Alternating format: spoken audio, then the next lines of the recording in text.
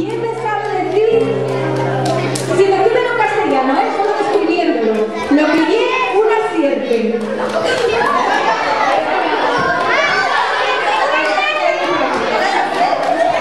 No me dices en castellano, tienes que describírmelo para que todo el mundo lo entienda.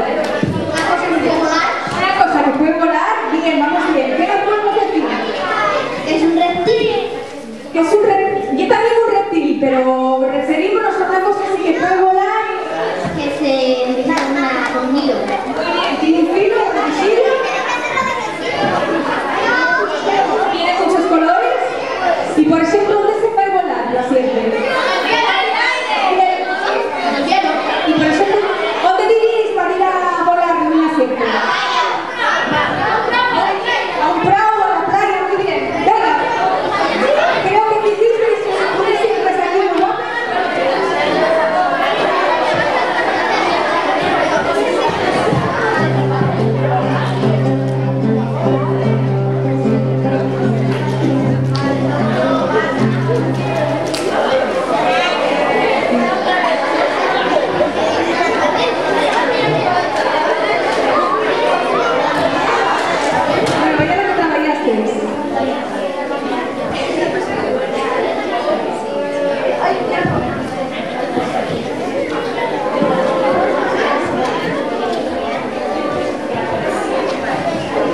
Bueno, pues sí, un momentito porque hay dos niños aquí que van a recitar primero el poema, después hacemos la animación con las sierpes y les contamos, ¿vale?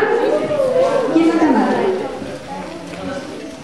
Quiero hacer una sierpe con canciones de papel para coseros a la lluna y atarlos con un cordel. Los días que pega viento voy a echar a volar y voy a escribir un cuento con tinta de calamar. Y cuando traerme guantes voy a hacer un caniquero que voy a contar las historias sentada al borde del cielo.